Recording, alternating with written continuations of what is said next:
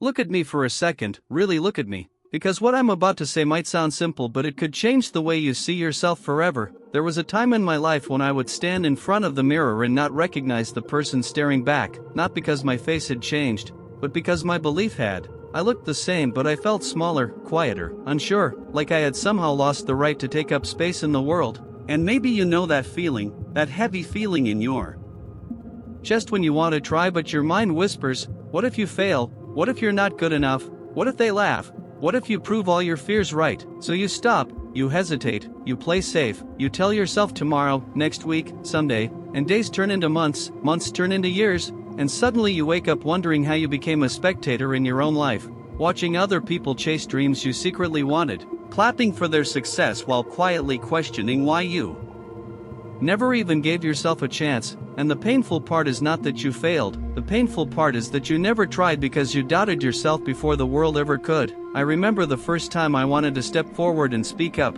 My heart was racing, my hands were shaking, my voice felt stuck in my throat, and in that moment the loudest voice wasn't the crowd, it was my own mind saying you're not ready, you're not smart enough, you're not special. And I believed it. I believed a thought that had no proof, just fear. And that belief slowly became my cage. Every time an opportunity came, I would find a reason to step back. I told myself I was being realistic, but deep down I was just scared of being seen, scared of being judged, scared of being exposed as not enough. And maybe you know that fear too. Maybe you felt that tight knot in your stomach when you're about to try something new. Maybe you've told yourself you're too late, too average, too broken, too behind, and you carry those words like labels on your skin. But let me ask you something, who taught you to talk to yourself like that? Who decided that your first reaction to your own dreams should be doubt instead of belief? Because here's the truth we rarely say out loud. Nobody wakes up confident. Nobody is born fearless. The people you admire, the ones you think are so sure of themselves,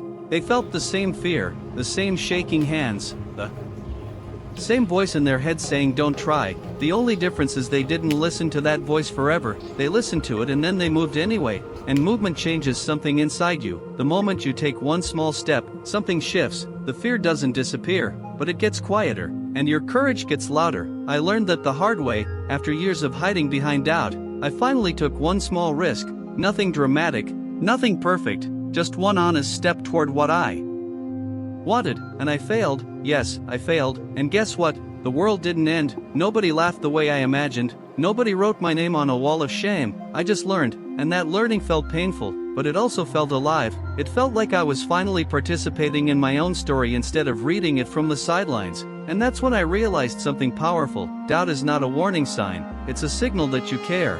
It shows up when something matters to you, when something is important enough to scare you, and instead of letting doubt stop you, you can let it point you toward the life you actually want to live. Think about it. You don't doubt things that mean nothing to you, you doubt the things that could change you, the things that could grow you, the things that could free you. And every time you doubt yourself, you are standing at the edge of growth, the edge of becoming more than you are today. But growth always feels uncomfortable. It always feels unfamiliar, and your mind's job is to protect you from the unknown, even when the unknown is where your best life is waiting. So it feeds you stories about how you're not ready, how you need more time, more skills, more confidence, more permission. But confidence doesn't come before action. Confidence comes from action. It is built in the doing, in the trying, in the falling and standing back up again. And I know you're tired. I know you've tried before and maybe it didn't work.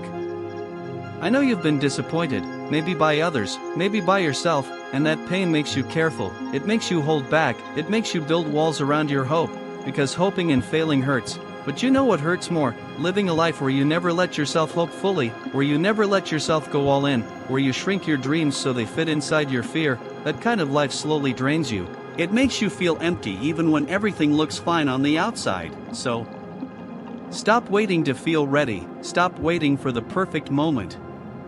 Stop waiting to become some future version of yourself before you start acting like the person you want to be. You don't become confident and then take action. You take action and then you become confident, step by step, breath by breath, mistake by mistake. And yes, people might judge you. Yes, you might fail again. Yes, you might feel embarrassed sometimes. But none of that will hurt as much as the regret of not trying. None of that will haunt you as much as the thought of what you could have become if you had just believed in yourself a little more. And here's the part one wants you to hear clearly: you don't need to become someone else to deserve your dreams. You don't need to fix everything about yourself to move forward. You don't need to be perfect to be worthy of growth. You were allowed to start messy. You were allowed to start scared. You were allowed to start unsure. Because starting is how you change. Starting is how you learn. Starting is how you prove to yourself that you're. Fear doesn't get the final decision, and every time you choose to move forward despite doubt, you build a new relationship with yourself. You teach yourself that you can be trusted, that your promises to yourself matter, that your dreams are not jokes you tell in the dark but directions you walk toward in the light. So the next time your mind tells you that you're not enough, pause, take a breath, and remind yourself that this voice is just fear trying to keep you small, and you are done living small. You are done waiting for permission. You are done letting doubt write your story, because this is your life, your one life, and it deserves your courage, even when your courage feels shaky. It deserves your effort, even when your effort feels imperfect. It deserves your belief, even when your belief feels fragile. So stand up, not because you feel confident, but because you're tired of doubting yourself. Take one step, not because you're fearless, but because you're done being held back by fear. Speak up, try again, start today. And when your voice shakes, let it shake. When your hands tremble, let them tremble. Move anyway, because courage is not the absence of doubt. Courage is choosing yourself in the presence of doubt. And if you remember one thing from this moment, let it be this: you are not behind, you are not broken, you are not too late, you are becoming. And the moment you stop doubting yourself and start moving toward your life, even in the smallest way, is the moment everything begins to change.